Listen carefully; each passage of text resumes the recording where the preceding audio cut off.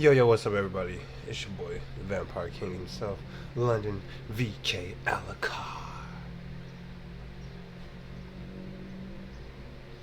So I got face cam off. I'm gonna probably be having that for a couple of my videos until the weather start changing back up, because it is like hot. Make sure y'all stay hydrated. That's what I'm doing right now. So I made a poll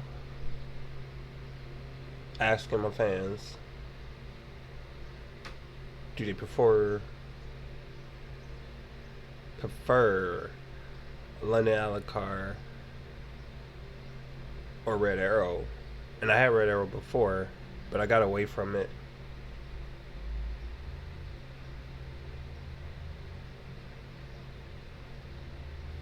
Until this person messaged me. I had a fan message me and tell me, like, hey man, I enjoy your content. I was really liking your Red Arrow stuff, videos, and asked me if I would do a poll again. And I was like, sure. And I was like, I appreciate it, bro. That's cool to hear that. Because usually you don't get a lot of fans that actually like message you and be like, hey, such and such, I enjoy your videos help me. It's like them wholesome things, like them wholesome moments. And so I did it, and him and some more of my fans actually prefer Red Arrow. So I'm like, I'm gonna slowly start merging all my stuff back.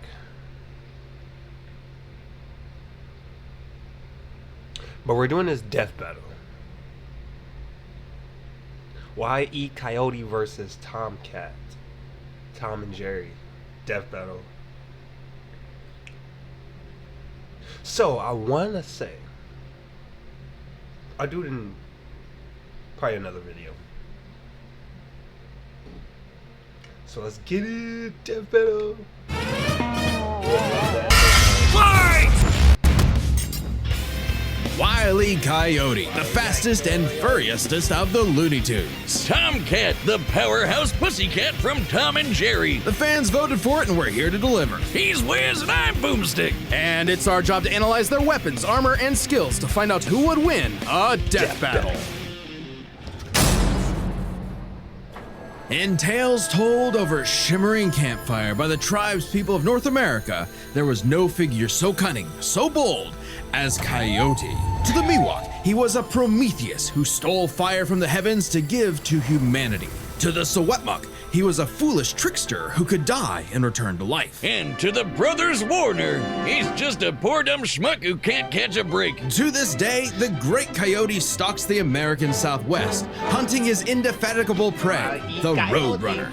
And this modern Wile Coyote is driven by a ruthless entrepreneurial spirit. Yeah, and it drove him straight off a cliff. He'll chase that bird-shaped happily ever after to his own inevitable undoing. Such is the lot of the common man. You might not expect it from an anthropomorphic canine Job, but Wile was born the son of world-famous hunter Cage Coyote. His father raised him from infancy to hound his avian adversary and forbade him to speak until he tasted victory. On the face, an easy task. Coyotes are incredibly adaptable predators, capable of hunting in both rural and urban environments. They're also speedy little demons. They can sprint at up to 43 miles per hour, though that's cold comfort when that blue meeping bastard can make beams of light look stone still or outrun a car that was moving fast enough to travel through time. Frankly, it's incredible that Wile manages to consistently keep up with his prey at all, but he does. No, really, it's actually stated that only a, quote, tiny little extra burst of speed separates the Coyote and the Roadrunner. Heck, Bugs Bunny himself needed to take super speed supplements in order to move fast enough to outrun Wile. But almost as fast isn't fast enough. Fortunately, Wile's got an endless assortment of gadgets, gizmos, and reams of blueprints to make up the difference. He's got your classics like dynamite, anvils, and spring-loaded boxing gloves, along with heavier artillery like heat-seeking missiles, a 10 billion volt electromagnet, and a friggin' trebuchet, a Reddit favorite. Many of which he invented himself and uses in excruciatingly detailed schemes that inevitably go awry. Despite being a self-described super genius, Wile has an officially measured IQ of 3. That's the same IQ as a cactus. Okay, the test results were fake, but he's still an idiot. So why not let a soulless corporation do the hard work for him? Acme sells any product that you can imagine, and Wile is their most devoted customer, contributing up to 99% of its multi-billion-dollar revenue. Thanks for the inherited wealth, Pops. Oh, don't worry, I'm spending it all in one place. He's got an Acme Book of Magic, Acme Clone-O-Matic, Acme Death Ray, Acme City in a Box, Acme Universal Basically, Remote, Acme which can everything. pause, fast forward, and rewind a person through time. Too bad half the stuff Wile uses is intentionally sabotaged because Acme's board of directors is exclusively Roadrunners. My man cannot catch a break, but he sure can take some punishment. No matter the severity of his failures, Wile is still a toon and can bounce back from just about anything. He's been sliced, stabbed, squashed, exploded, melted, blasted into a constellation, and overall verbed for the last 87 years straight That's without ever crazy. actually dying. He once got fully disintegrated into ash and popped back up like it was nothing. Similar to the immortal Coyote of Sewetmuk legend. He's also shattered the fourth wall tons of times and even left the comic page entirely to catch the Roadrunner.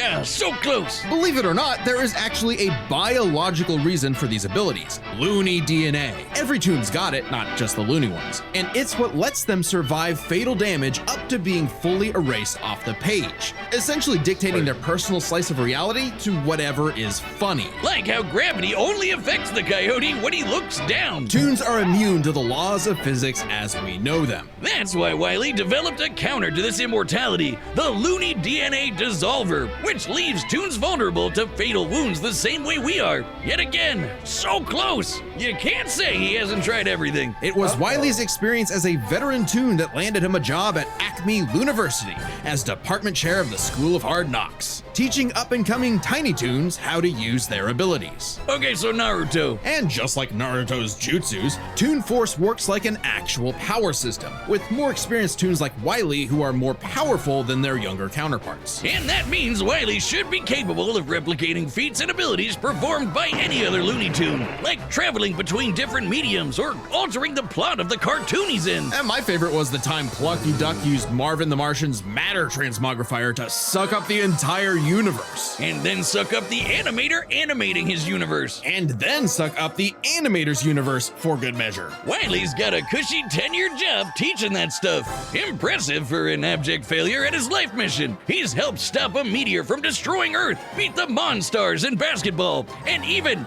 oh snap, caught the Roadrunner! Oh wait, never mind, so damn close! According to 1977's Tweety and Sylvester issue 67, Wile E. Coyote has attempted to catch the Roadrunner 4,776,842 times. Scaling to the present, that's over 10 million failures. That takes dedication, or maybe self-destructive stubbornness. Too blinded by bird lust to see the forest for the trees. But Acme's intentional malfunctions and Coyote's recklessness don't account for all of his catastrophes. There's something else, something grander, otherworldly, standing in the way of our furry friend's salvation. Wiz, there's no other way to say it.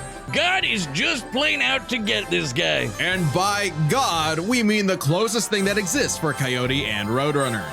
Chuck Jones. The guy that created him and helped forge the Looney Tunes into how we know him today. Originally meant to be a parody of earlier chase cartoons like, well, Tom and Jerry, Jones established several rules for their animated shorts that superseded Coyote's reality warping toon abilities. Rules that cover his obsession, faulty products, and the fact that no outside force, not even the Roadrunner, is to blame for his defeat. Just him. While other creatives have altered this formula in the decades since Jones's departure, these rules have effectively made the Coyote's defeats cosmically ordained. God nerfed Wile E. Coyote. In all our years making Death Battle, we have never seen a handicap like that. But what else can you expect from our fanatical furry fail son? He's the Sultan of Slapstick, the CEO of Second Place, the swing and a miss superstar. As long as he picks himself back up and dusts off the ashes, that'll never be all, folks, for Wile E. Coyote. The year was 1939. War raged in Europe between the British Tommies and the German Jerrys. As the beleaguered English made their miraculous escape from the German encirclement off the coast of Dunkirk, one might have called the battle a game of cat and mouse? Oh wow, is that actually where their names come from? I'm looking this up. Regardless of their names' origin, William Hanna and Joseph Barbera's infamous cat and mouse duo became the undisputed kings of slapstick comedy. The formula is simple, and we all know it. Tom Cat chases Jerry Mouse around the house. Brutal, bone-shaking, I felt that in my balls. Violence ensues, and Tom is reprimanded by Mammy Two Shoes. Who is, let's say, very Mammy much from the Two. 1940s. And if you're like me, all you wanted to see was Tom wipe that smug smirk off that little rat's face. Despite my well-documented hatred of cats, even I've got to cringe at years of propaganda to convince us to side with the filthy, flea-ridden rodent over man's second best friend. Oh, big yawn. House cats like Tom are actually some of Earth's most successful predators. They can run up to 30 miles per hour, leap 6 feet high, and despite being commonly Wait, perceived what as kind of nocturnal, cat they're is- actually crepuscular and hunt in the I don't even know which cat Tom is. I would think he would be like a short hair. dawn and evening. Tom specifically is a British shorthair. They're Oh, strong, alright. stocky Roman cats bred to withstand harsh conditions. And for Tom, harsh conditions is an understatement. Tom has collected a crazy assortment of weapons in his war against mousekind. Sure, most of it is the stuff you can find around the average American household, like baseball bats, lead pipes, and And guns! Lots and lots of guns. But he's got wackier things like a magic wand, a robo-cat, vanishing Oh, yeah, I cream, remember the and a smart robo-cat. cap that gives him all the knowledge in the world. I'm partial to the Sword of Light and Dark, which severs you from your own shadow, or the Rewind Remote, which can move your victim backwards through time. And you can't forget the cat car and cat jet, spelled with K's, of course, but just the cat part. Tom's arsenal is heavily improvisational, which fits his quick thinking in fights over Thanksgiving turkey. Though he often loses his bouts with Jerry, it's not usually because he's dumb or incompetent. Rather, he's just genuinely outplayed. And even in defeat, he's one tough son of a gun. He's been crushed, blown up, had every bone in his body broken, shattered, melted, and vaporized to dust, and survived. Well, mostly. Tom actually has kicked the bucket multiple times, but little known cat fact, he has 9 lives, as established in the episode Heavenly Puss. Oh, Wiz was conducting some different kind of research when he stumbled on that episode. Very funny. Even if Tom starts to use his lives up, he has a potion that just restores them. Or he can physically go get them back from hell, where all cats go. Extremely hardcore for a tune, but there isn't much of a limit to what Tom can do. He Remember your ABCs! Always be clogged! The Toon Force.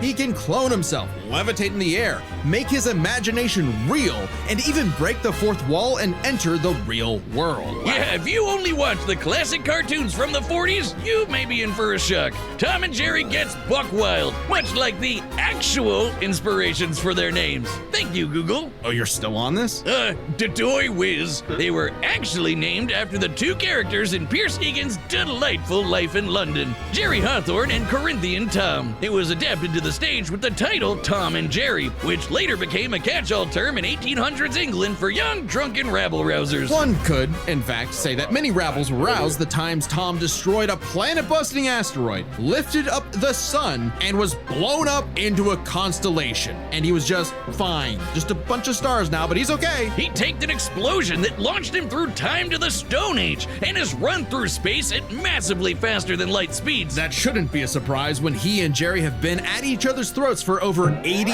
years now. But what may surprise you is the fact that at the end of the day, they're actually friends. And they've worked together tons of times to save the day, like when they helped a little orphan girl, Robin Starling, find her way home. Oh, that's a nice end to their story. Don't you believe it? Now is when we have to talk about Tom and Jerry Chase. Tom and Jerry Chase. Long ago, the warrior god, Lord of Sichuan, Erlong Shen, battled the tricksy and indomitable Mouse King atop Peach Mountain, leading the goddess Celeste to declare the two the strongest warriors in the realm. And they were, in fact, Tom and Jerry. They were even stronger than Devil Tom, who repelled corruption by the darkness. This mysterious, malevolent force threatened to consume the Tree of Life, whose branches encompass all of time and space. Banding together, these warriors use the star element to dispel the darkness and save the universe.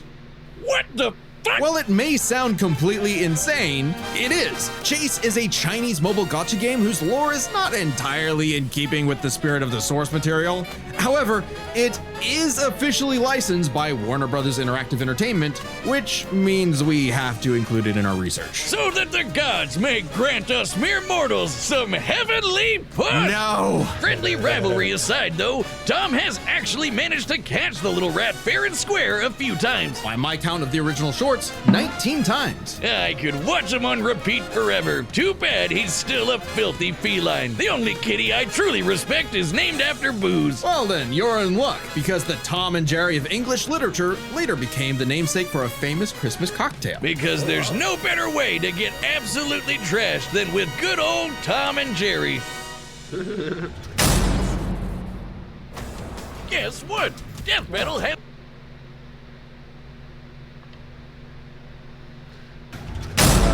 I don't know who I'm going for. I'm going for Tom. But it seems like I'm going for Tom. Because I knew Tom before Wile E. Coyote. And I started watching Looney Tunes like way after I watched Tom and Jerry. Cause, oh yeah, because I think Tom and Jerry came out. And then Looney Tunes started coming out.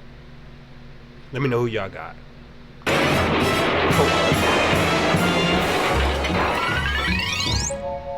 House Mouse.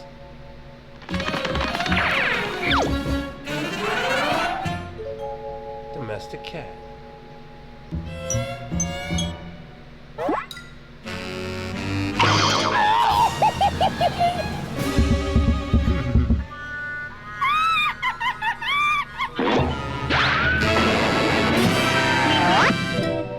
The greatest road runner. Coyote.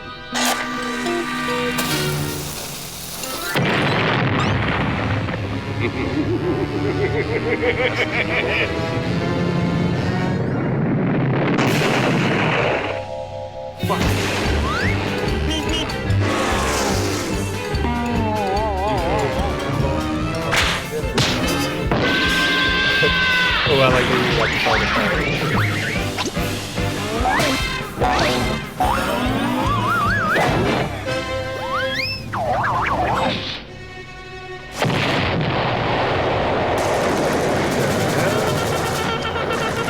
Come on, you apes! You wanna live forever!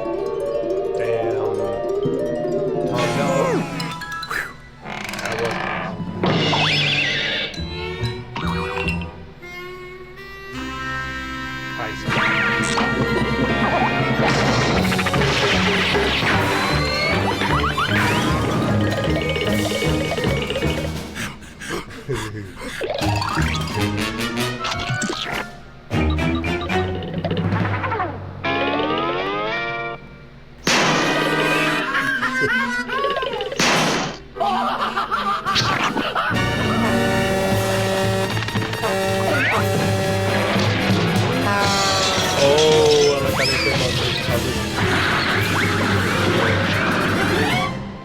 Uh-oh. Can't see this cover.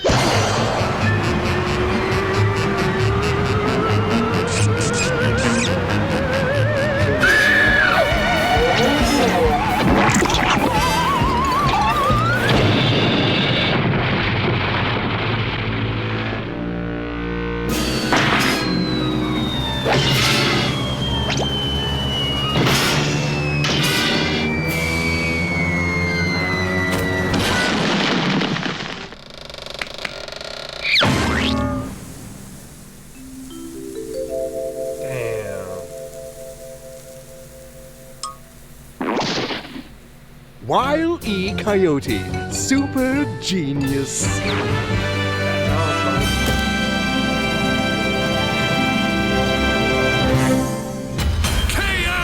Oh, thank God one of them actually died this time. I mean, no! Animal cruelty, no! Considering coyotes eat cats, I'm not surprised. While both Cat and Coyote were incredibly powerful, they weren't literal gods who could snap their problems away. They had limitations and weaknesses that could be exploited, especially by each other. Let's first talk their stats. Both were strong enough to contend with universe-threatening phenomena, but comparing Wile to Plucky Duck, Looney Tunes can not only destroy their own universe, but their animators as well. And while Tom could move faster than light, Wile could keep up with the Roadrunner, who could outspeed a car fast enough to travel through time. That's immeasurably fast, and much faster than Tom. Wile gets the edge in stats. Wile's arsenal was a bit better too, believe it or not. Even eliminating the devices that have been shown to malfunction, he still countered everything Tom had. The biggest being the Looney DNA Dissolver, which could render Tom's cartoony healing factor moot and end the fight. While Tom has never been shown to have Looney DNA specifically, the concept clearly has nothing to do with actual DNA molecules. Looney Tunes have been erased completely and still returned, so it's clearly something more fundamental to their essence. And since the Dissolver works on any tunes, not just the Looney ones, it should apply to Tom. But considering how much of a screw-up Wile is, it wasn't a sure bet. Hell, it could have backfired, especially considering how much more competent Tom is. When it came to intelligence, Wile's engineering and scheming genius were often defeated by his own ego and stubbornness. Tom, on the other hand, was consistently more flexible, pragmatic, and victorious in his fights. He definitely gets the edge there. Oh, and Tom has one other big advantage. He doesn't have God nerfing him. And that's the big question. Was Tom capable enough to benefit from Wile's narrative-enforced bad luck and see the DNA Dissolver backfire against him? That bad luck is a core part of Wile's character as a cartoon. So let's call it his, toonliness. To find the answer, we dug deep through the bowels of Looney Tunes lore and ended up in an unexpected place: Space Jam. Where Wile yet again fails against the Roadrunner, but against the villains of the movie, the Monstars, he actually scores. And scores again in the sequel, more than anyone else. But according to Chuck Jones's rules, that shouldn't happen, right? Throughout his entire history, Wile's cosmically ordained failures only occur when he's specifically chasing the Roadrunner, or other tunes the plot bends around like bugs, because that's what Chuck Jones's rules were written for: Coyote and Roadrunner cartoons. And even then, looking closely, they've been broken a few times throughout the decades, even during Chuck Jones's tenure. Without the universe nerfing him, there's no reason to think Wile couldn't eventually land a hit with the Looney DNA Dissolver. Especially when the only reason it failed was because of the Roadrunner's intervention, a direct violation of Chuck Jones's limitations on the Coyote. And especially when it's the only thing that either one had that could kill the other. Despite lacking Wile's narrative impediments, and despite having a better track record overall, Tom ultimately had no surefire way to kill Wile, whereas Wile's superior strength, speed, and looting arsenal ensured his victory. Wile gave one hell of a chase and left Tom Jones in for a rematch. The winner is Wile Coyote. What's the Next time one? on Death Battle.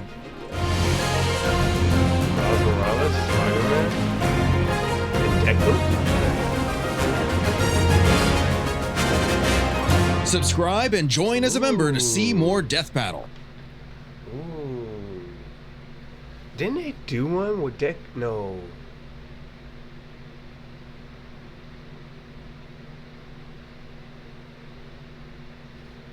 They did a death battle, but not with Deku. I think they did a death battle with Spider-Man. But this one's going to be the Spider-Man from the animated, or which I think that's the same one they used. I gotta do a reaction to it. I don't know if I did. If I did, I'll make sure I post it in this video. That being said, I want to thank y'all for coming by. If y'all enjoyed the video, make sure y'all bite that like button, bite that subscribe, become a member of the Vampire Army, because all we are is feeding frenzy for blood. Make sure y'all get y'all arrow. Pull that boy, shoot it right at the like button, subscribe button, and become a member of the Arrowheads.